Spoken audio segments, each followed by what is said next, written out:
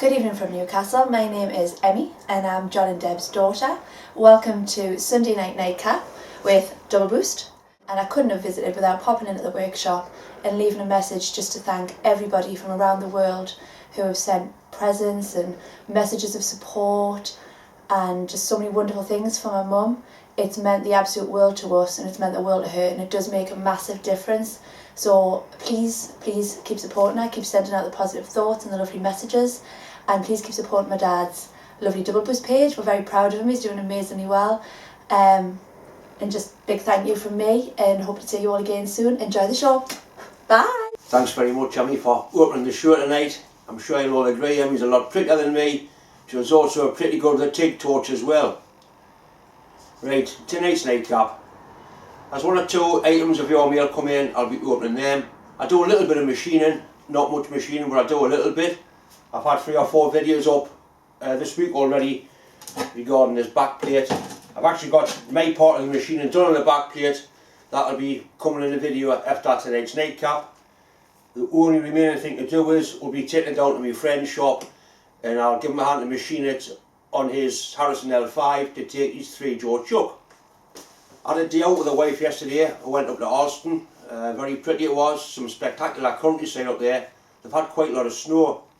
I went to a place called Hartside Cafe on top of Hartside Pass, and there was a weather inversion or a pressure inversion where the clouds actually blew up. It looks like the sky is upside down. When you look down into the valley, there was a big flat area, low cloud. I took a bit of video of that. There was lots of people taking photographs, so it must be interesting.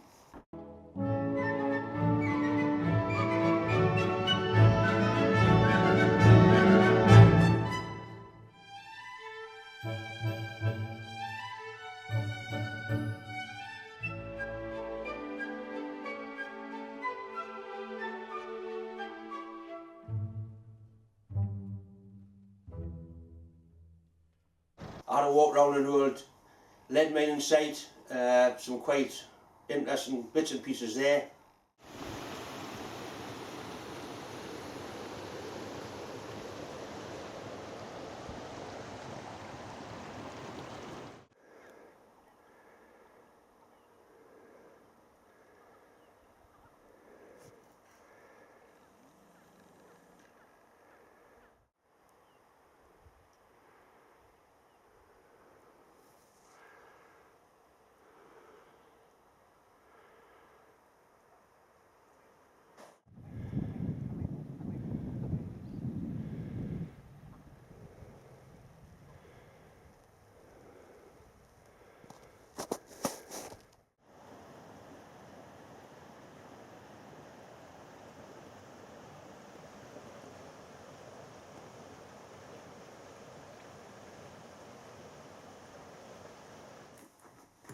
I made this threading stop, or cross slide stop, quite a while ago when I first got the lathe. The original cross slide didn't have the slots machined in. It had some threads in there, and there was a bolt. You just screw into the cross slide. You could lock this up, then you could adjust the bolt so when you were cutting threads you could wind back and then go back into the same place. What I want to do with it, I just want to clamp it on there because I'm cutting an internal thread, which means once I get to the end of the cut I can wind back in and go back to 0 without having to look at the dial. The problem I've got with it, when I made it, I just put a couple of cap heads in there, and what I found was the cap heads actually put a mark on the casting on the dovetail here. So what I'm going to do, I want to put some, what I should have done when I made it, I should have put little brass plugs in the bottom. But what I have got, I've got some 5mm brass screws that I can use. That's tapped 6mm, so what I'll do, I'll drill that out and I'll helical it 5mm, and then we'll use the 5mm brass screws. I'll put a parallel device, just simply clamp that in there.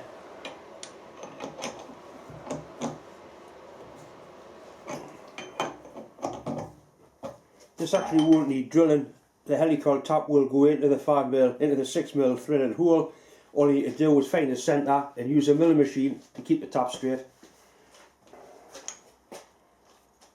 That'll do, that's a good fit in the top of that hole, just something to line it up with.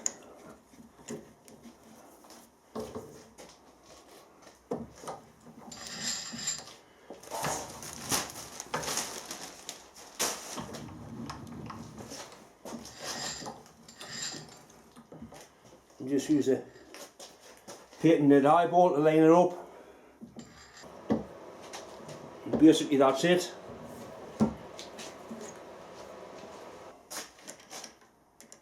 Just put a centre into the truck. Idiot. Centre into the chuck.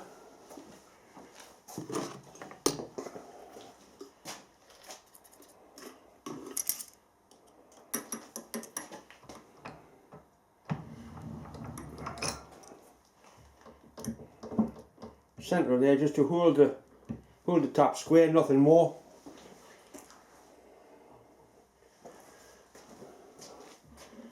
And just screw the top through. A little bit of weight on just to keep it nice and straight.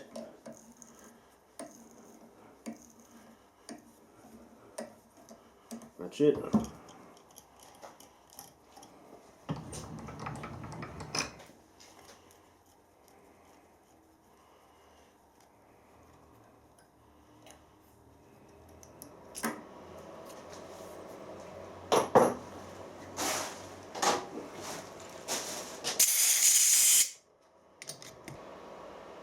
I've actually got a proper insert tool for the 5mm helicoils.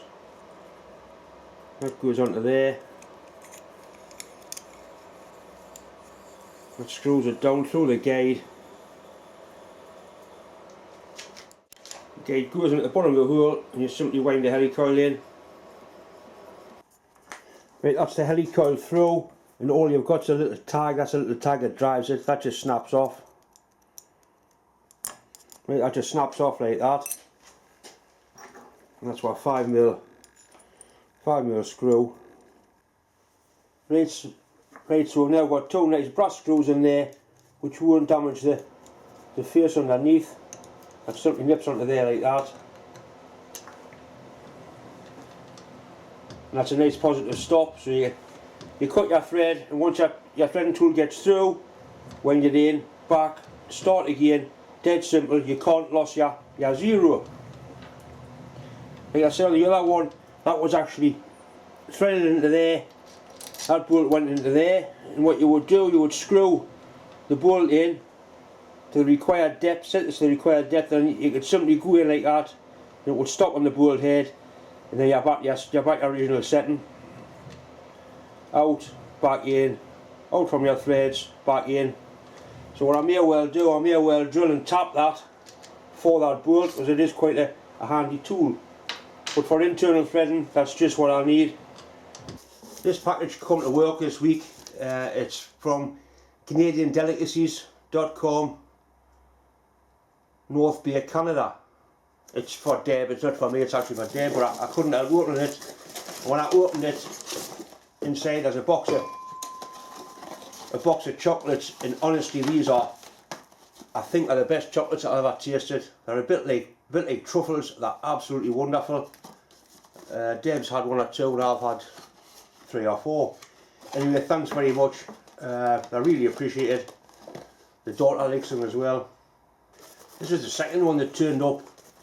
What impressed me straight away was the writing on the address. That's actually thin pencil lines and that's beautiful writing. My writing's not the best.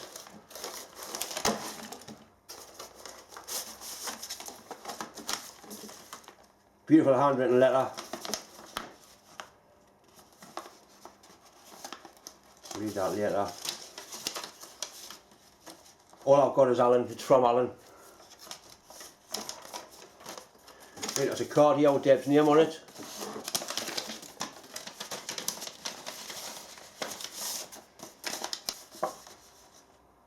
Get well soon. Best wishes, Debs, from Alan. Thanks very much, Alan. Should have put that with all of that cards. It's little things like this that make a massive difference. Right, what we've got here.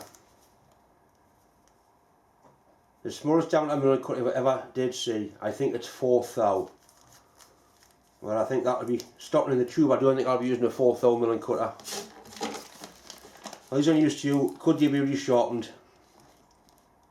So it must be milling cutters that have been blunted. What you can do with them when they're like a blunt milling cutter, you can use them for other tools.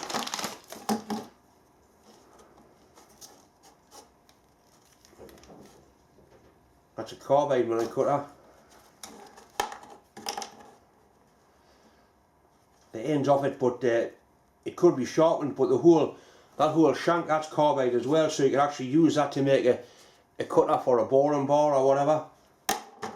I never throw carbide away, it always gets repurposed.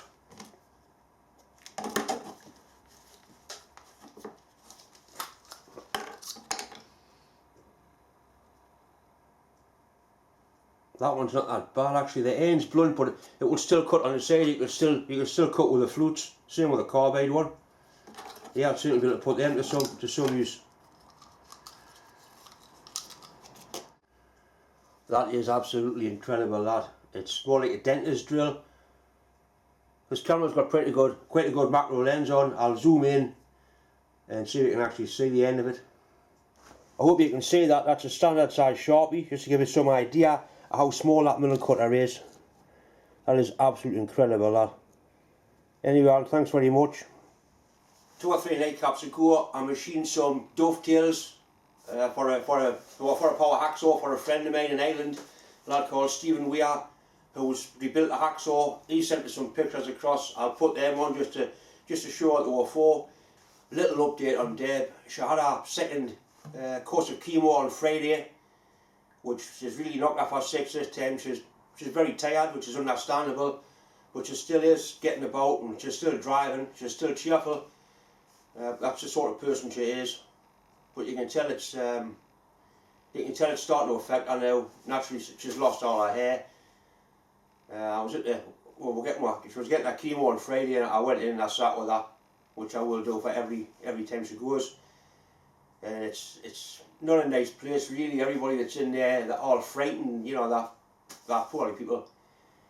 Anyway, what I did, one of the nurses signed us on, and I put Deb's blonde wig on, and I had a walk around the ward, and everybody laughed and smiled. And there was one guy he says, son, he says, you laugh or you start to cry. Simple as that. So that was quite moving actually.